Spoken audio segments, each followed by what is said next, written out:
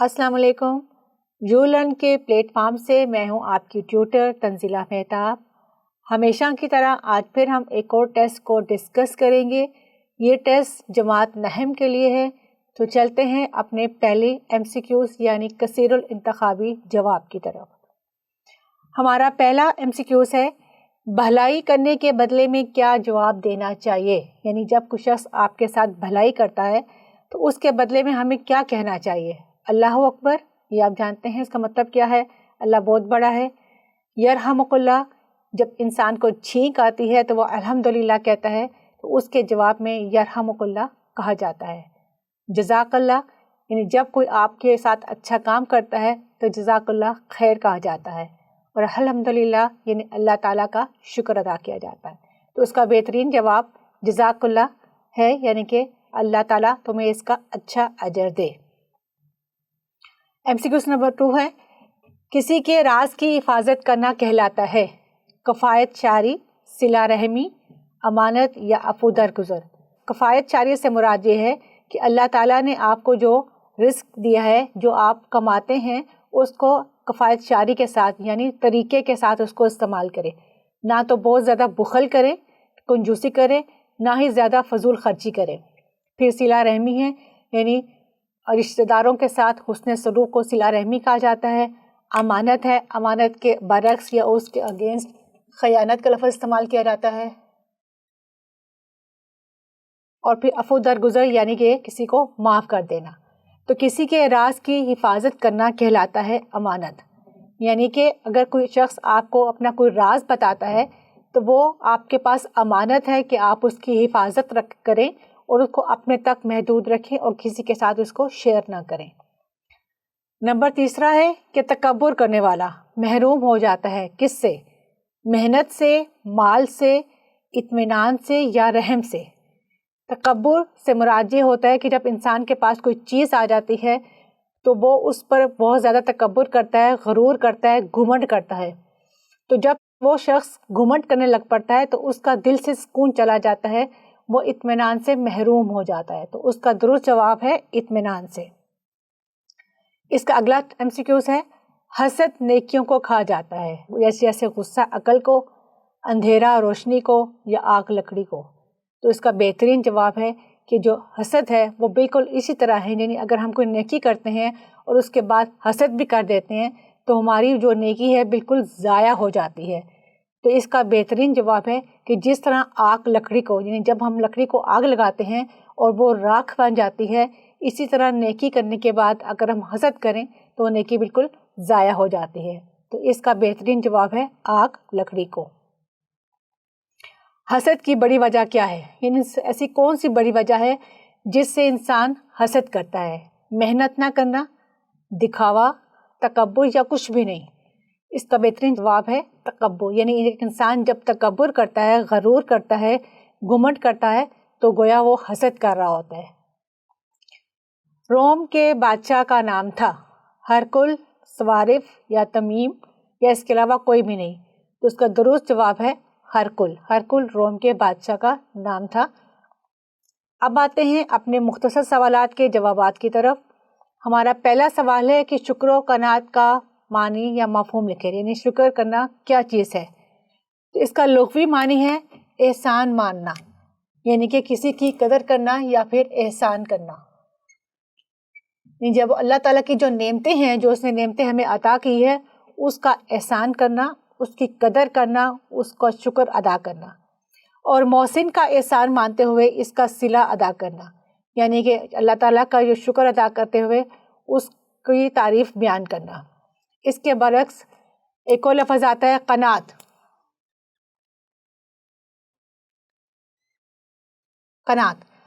قناعت کا مطلب ہے کہ قسمت پر راضی ہو جانا. یعنی اللہ تعالیٰ نے جو کچھ ہمیں عطا کیا ہے، جو کچھ ہمیں دیا ہے، اس کی رضا میں راضی ہو جانا قناعت کہلاتا ہے. یعنی کہ جو اللہ تعالیٰ نے ہماری قسمت پہ لکھ دیا ہے اس پہ ہم راضی ہیں اور اللہ کا شکر ادا کرتے ہیں. اصطلاحی مفہوم میں قناعت سے مراد یہ ہے کہ انسان کو اللہ تعالیٰ کی طرف سے جو رزق دیا جا رہا ہے اس پر اس کا نفس راضی ہے. جیسے کہ میں نے بھی بیان کیا کہ ہم اللہ کی رضا میں راضی ہو جاتے ہیں تو گویا ہم قناعت پسندی ہی کر رہے ہیں. اس کے بارے میں اللہ تعالیٰ قرآن مجید میں فرماتے ہیں کہ اگر تم شکر ادا کرو گے تو یقیناً میں تمہیں اور زیادہ عطا فرماؤں گا. یعنی اگر ہم اللہ تعالیٰ کی دی ہوئی نعمتوں کا شکر ادا کریں گے تو اس کے بدلے میں اللہ تعالیٰ ہمیں مزید نعمتیں عطا فرمائیں گے. نبی کریم صلی اللہ علیہ وسلم کی شکر کی حدیث کا ترجمہ، یعنی کہ نبی کریم صلی اللہ علیہ وسلم نے شکر کے بارے میں کیا فرمایا. آپ صلی اللہ علیہ وسلم نے فرمایا کہ جس شخص کو کوئی چیز ملے اور وہ اس کا تذکرہ کرے تو اس نے اس کا شکر ادا کر دیا. یعنی اگر کسی شخص کے پاس کوئی چیز اللہ تعالیٰ عطا فرما دیتا ہے تو اس نے اس کا ذکر کیا کہ اللہ تعالیٰ نے مجھے یہ نعمت عطا کی ہے، تو گویا اس نے اللہ تعالیٰ کا شکر ادا کر دیا ہے. اور جس نے اس کو چھپا دیا اس نے ناشکری کی. بد دیانتی کے دو نقصانات. میں نے پہلے بھی بتایا تھا دیانت اور خیانت دو اپوزٹ ورڈز ہیں. دیانت اس کے برعکس ہے بد دیانتی بھی کہا جاتا ہے، اس کو بد دیانتی بھی کہا جاتا ہے. اس کے دو نقصانات کیا ہیں؟ بددیانتی اور دھوکہ دہی سے انسان معاشرے میں بد اعتمادی اور انتشار جیسے منفی رجحانات فروغ پاتے ہیں. یعنی اگر انسان بد دیانت ہو جاتا ہے تو اس کے اندر خود بھی اعتماد نہیں رہتا ہے، وہ خود بھی بد اعتمادی کا شکار ہو جاتا ہے اور معاشرے میں فساد جیسے منفی رجحانات، یعنی فساد جیسے چیزیں جو منفی رجحانات پیدا کرتی ہیں وہ بڑھتے چلے جاتے ہیں. نمبر 2 پر ہے کہ اگر انسان کی تخلیق کے مقاصد فوت ہو جاتے ہیں، یعنی انسان کی جو پیدائش ہے اس کا مقصد ہی دیانتداری ہے، وہ ختم ہو جاتا ہے. انسان نہ صرف اشرف المخلوقات کے عظیم مرتبے سے نیچے گر جاتا ہے بلکہ جنت جیسی دائمی نعمت سے بھی محروم ہو جاتا ہے. یعنی کہ وہ جنت سے محروم ہو جاتا ہے اور دوزخ کی طرف اس کا راستہ بلند ہو جاتا ہے. تکبر کی صورتوں کے نام لکھیں. تکبر کیا ہے؟ میں نے جیسے پہلے بھی ذکر کیا، اپنے اوپر اعتماد کرنا، گھمنڈ کرنا، غرور کرنا. تکبر کے ساتھ آپ غرور بھی لکھ سکتے ہیں ورڈ، غرور کرنا. اس کی 3 صورتیں ہیں. اللہ تعالیٰ کے ساتھ خود کو شریک ٹھہرانا، جیسے فرعون اور نمرود نے ہونے کا دعویٰ کیا تھا. یعنی کہ اگر کوئی شخص اللہ تعالیٰ کے ساتھ اپنے آپ کو شریک ٹھہراتا ہے جیسے فرعون اور نمرود تھا تو یہ بھی ایک تکبر ہے. سب سے بڑا تکبر کی یہ صورت ہے. اللہ تعالیٰ کی ذات واحد ہے، وحدانیت ہے اس کی ذات میں، اس کا کوئی شریک نہیں، نہ کوئی اس کی اولاد ہے، نہ وہ خود کسی کی اولاد ہے اور نہ ہی کوئی اس کا ہمسر ہے اس جیسا ہے. دوسری صورت یہ ہے کہ انبیاء کرام علیہ السلام کے مقابلے میں خود کو بڑا سمجھنا. پہلی صورت تھی کہ اللہ تعالیٰ کے برابر خود کو شریک ٹھہرانا، اور دوسری صورت یہ ہے کہ نبی کریم صلی اللہ علیہ وسلم جو انبیاء کرام دنیا میں آئے 1,24,000، اس کے مقابلے میں خود کو بڑا سمجھا جائے اور اللہ تعالیٰ کی طرف سے مبعوث کی گئی کتابوں کو بھی اس کا تذکرہ کیا جائے اور ان عظیم شخصیات سے نفرت رکھی جائے اور ان کی اطاعت و پیروی نہ کی جائے. تکبر کی تیسری صورت یہ ہے کہ دوسرے انسانوں کے مقابلے میں، یعنی اللہ تعالیٰ کے بعد، انبیاء کرام کے بعد، انسان دوسرے انسان کے مقابلے میں جو اس کا اشرف المخلوقات اس کے سامنے انسان ہے، اس کے مقابلے میں خود کو بڑا تصور کرے اور انسانی مساوات کے تصور کو بھی قبول نہ کیا جائے. نیکسٹ ہمارا سوال ہے، حدیث کے مطابق کن 2 لوگوں سے حسد کرنا جائز ہے؟ ویسے تو اللہ تعالیٰ نے حسد کرنا گناہ میں شمار کیا ہے اور حسد ایسے ہی ہے جیسے آگ لکڑی کو کھا جاتی ہے، لیکن حدیث کے مطابق کن 2 افراد ایسے ہیں جن سے انسان حسد کرے تو وہ جائز ہے. تو حدیث میں ہے رشک کے قابل تو 2 آدمی ہیں، ایک وہ جسے اللہ نے قرآن دیا اور وہ اس کی تلاوت دن رات کرتا رہتا ہے. یعنی ایک ایسا شخص جس کو اللہ تعالیٰ نے قرآن مجید دیا اور وہ ہر وقت اس کی تلاوت کرتا رہتا ہے، تو اس کو دیکھ کر رشک کرنا، حسد کرنا جائز ہے کہ اللہ تعالیٰ ہمیں بھی ایسی توفیق عطا فرمائے. اور دوسرا وہ شخص وہ جسے اللہ تعالیٰ نے مال دیا ہو، یعنی اس کے پاس اتنا مال ہو کہ وہ اس مال میں سے دن رات خرچ کرتا رہے، غریبوں پر، فقیروں پر، جو ضرورت مند ہیں ان پہ خرچ کرتا رہے، تو اللہ تعالیٰ کے مطابق اگر وہ اس سے حسد کرتا ہے ایسے افراد سے، ایسے فرد سے، تو وہ جائز ہے. آتے ہیں اب اپنی تفصیلی سوالات کی طرف. قرآن و سنت کی روشنی میں تکبر کی مذمت، یعنی تکبر کو منع کرنا. اور وعید یعنی اس کا کیا اس کی سزا ہے, اس کے بارے میں لکھیں. تکبر کیا ہے؟ میں نے پہلے بھی بتایا کہ تکبر کے معنی غرور کرنا اور خود کو بڑا سمجھنا, یعنی دوسرے کے مقابلے میں خود کو بڑا سمجھنا تکبر کہلاتا ہے.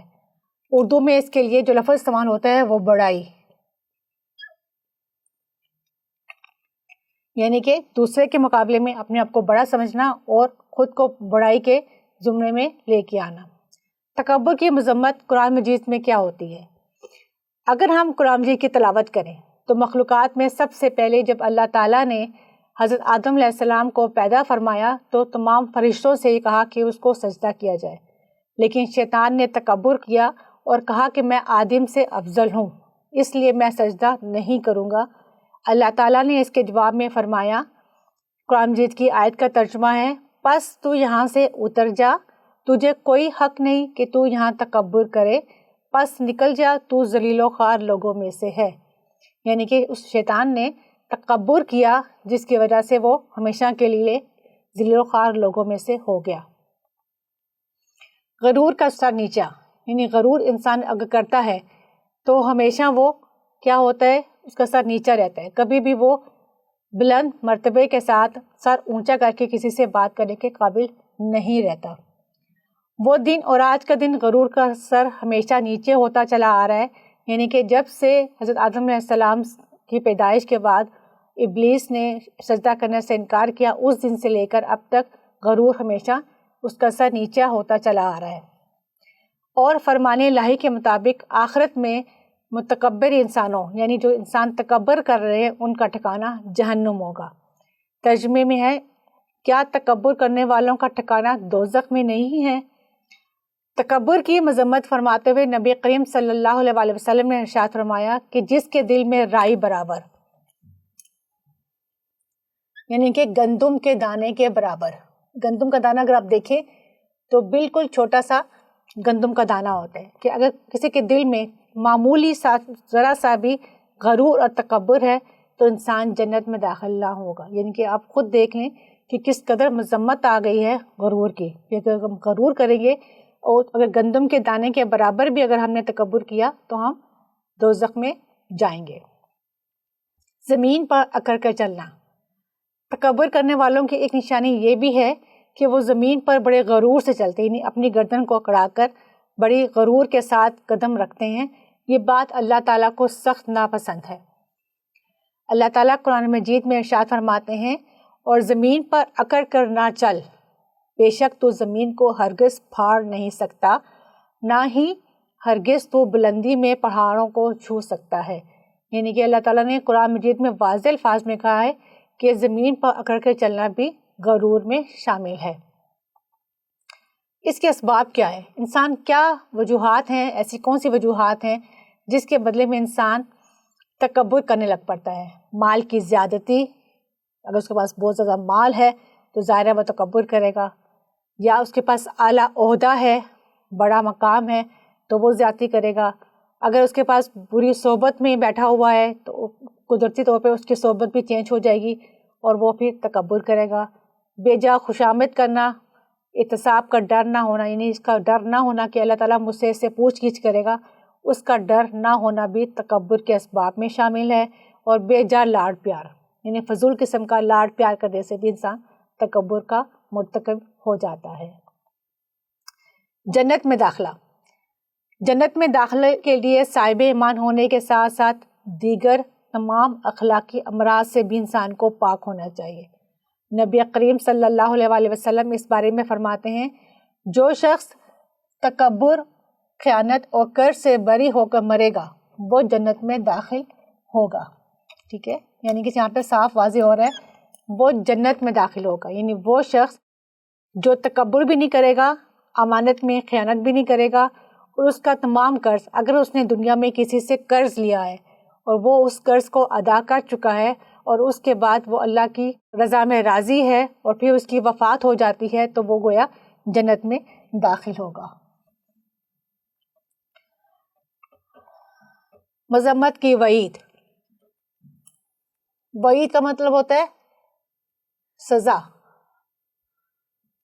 یعنی کہ وعید مذمت کیا ہے، یعنی اس کا کیا واقعہ ہے، کیا مطلب ہے اس کا. تکبر کرنے والا نہ صرف اپنی دنیا خراب کرتا ہے بلکہ وہ اپنی آخرت بھی خراب کرتا ہے، اور اللہ تعالیٰ کی ناراضگی کو مول لے کر اپنی آخرت خراب کرنے کے لیے وہ اپنی جہنم میں جگہ کو بنا لیتا ہے.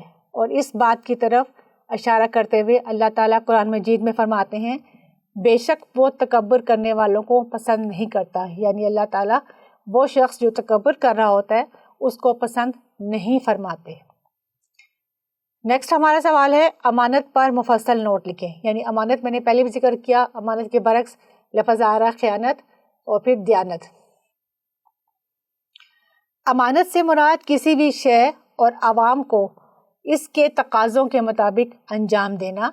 امانت اور دیانت کا تعلق صرف مال سے نہیں ہے بلکہ اسلام میں اس کا تصور نہایت وسیع ہے.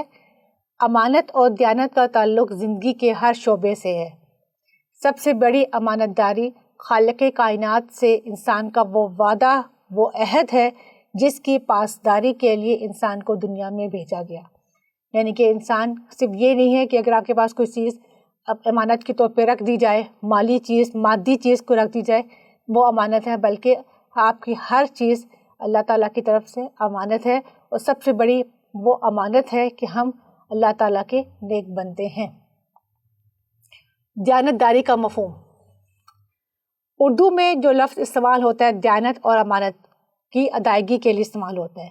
یعنی کہ اگر آپ کے پاس کوئی امانت رکھ دی جاتی ہے تو اس کو دیانت داری کے ساتھ ادا کرنا دیانت داری کہلاتا ہے.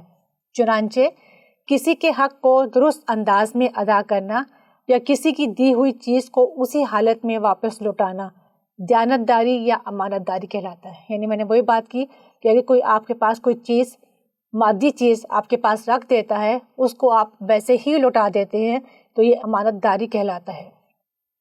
اس کے علاوہ یہ بات بھی میں آپ کو بتا دوں کہ اگر کوئی آپ سے اپنا راز شیئر کرتا ہے اور کہتا ہے کہ وہ راز آپ اپنے تک محدود رکھیں تو وہ آپ کے پاس اس شخص کی امانت ہے اور آپ کا یہ حق بنتا ہے کہ آپ اس کو اپنے پاس محفوظ رکھیں. دیانت کا متضاد خیانت ہے جس کا مطلب ہے کسی کا حق ماننا. یعنی کہ اگر کوئی آپ کے پاس کچھ چیز رکھ رہا ہے اور اس میں سے آپ اس کو خرچ کر دیتے ہیں یا اس کو واپس نہیں لوٹاتے تو وہ آپ کسی کا حق مان رہے ہیں. معاشی اور معاشرتی تعلقات کیا ہوتے ہیں اس کے؟ معاشی اور معاشرتی تعلقات کی استواری یعنی اس کے بڑھانے کے لیے امانت ایک بنیادی شرط ہے. یعنی معاشی طور پر بھی انسان اگر امانت داری نہیں کرے گا تو وہ معاشرے میں ایک اچھا مقام نہیں پا پائے گا اور اکنامکلی بھی وہ پائیدار نہیں ہوگا. جس معاشرے سے امانت ختم ہو جائے وہاں کاروباری معاملات سے لے کر گھریلو تعلقات تک ہر جگہ ناقابل اصلاح بگاڑ پیدا ہو جاتا ہے. یعنی نہ صرف کاروبار میں بلکہ اس کے گھر کے جو تعلقات ہیں وہ بھی خراب ہو جاتے ہیں. ایک دوسرے پر اعتماد اٹھ جاتا ہے. سب سے بڑی بات ہے کہ اب کسی کے پاس امانت رکھواتے ہیں اور بعد میں آپ کو وہ امانت ویسی حالت میں نہیں ملتی تو آپ کا اعتماد اٹھ جاتا ہے اور پھر وہ شخص دوبارہ اعتماد حاصل نہیں کر پاتا. اسلام اپنے نام لیواؤں کو ان تمام نقصانات سے بچانے کے لیے امانت کی تلقین کرتا ہے. امانت دنیا اور آخرت کی فلاح کے لیے کتنی ضروری ہے. دنیا اور آخرت کی فلاح حاصل کرنے والوں کی جہاں دیگر صفات بیان کی گئی ہیں وہاں یہ بھی بیان فرمایا ہے کہ قرآن مجید میں ایک آیت کا ترجمہ آتا ہے اور جو لوگ اپنی امانتوں اور اپنے وعدوں کی پاسداری کرنے والے ہیں. یعنی کہ قرآن مجید میں باقاعدہ امانت رکھنے والوں کو اور وعدوں کی پاسداری کرنے والوں کو باقاعدہ ان کا ذکر آیا ہے. نبی کریم صلی اللہ علیہ وآلہ وسلم کا لقب الامین. سب سے بڑی بات کہ ہمارے پیارے نبی حضرت محمد صلی اللہ علیہ وآلہ وسلم کا لقب بھی امین اور صادق تھا.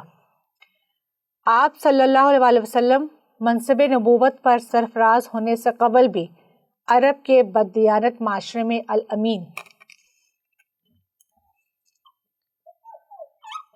الامین کے نام سے اور صادق کے نام سے مشہور تھے. یعنی کہ اس وقت جب اسلام پھیلا نہیں تھا اس سے پہلے بھی آپ کا جو لقب تھا وہ الامین تھا اور ایون کہ جو کفار تھے وہ بھی اپنی امانتیں آپ صلی اللہ علیہ وآلہ وسلم کے پاس رکھواتے تھے. آپ صلی اللہ علیہ وسلم کی امانت کا یہ عالم تھا کہ مدینہ ہجرت کرتے وقت بھی ان لوگوں کی امانتوں کی ادائیگی کا اہتمام فرمایا جو آپ صلی اللہ علیہ وسلم کے قتل کے در پہ تھے۔ اسلام نے دیانت کے مفہوم کو محض تجارتی کاروبار تک محدود نہیں رکھا، یعنی صرف تجارت تک محدود نہیں رکھا، بلکہ وسعت دے کر اس کو وسیع کر کے اس کے تمام حقوق العباد کی ادائیگی کو بھی دیانت کے دائرے میں شامل کیا ہے۔ اللہ تعالیٰ کے احکامات۔ اب کچھ صورتوں کے نام میں آپ کو بتاؤں گی جس میں بڑے واضح الفاظ میں دیانتداری کے بارے میں ذکر آ رہا ہے۔ سورہ رحمان، سورہ شعراء، سورہ ہود، سورہ الاعراف، سورہ الانعام اور سورہ بنی اسرائیل وغیرہ ایسی بہت سی صورتیں ہیں جس میں بددیانتی کی واضح مذمت آئی ہے۔ سورہ المطففین کا نام تو کاروباری بددیانتی کے حوالے سے رکھا گیا ہے، اور اس کے علاوہ حضرت شعیب علیہ السلام کی قوم پر اسی بددیانتی کی وجہ سے عذاب الہی نازل ہوا تھا، یعنی وہ ناپ تول میں خیانت کرتے تھے جس کی وجہ سے ان کے اوپر عذاب نازل ہوا۔ امانت کی ادائیگی، یعنی آپ نے امانت کی ادائیگی کس طرح کرنی ہے۔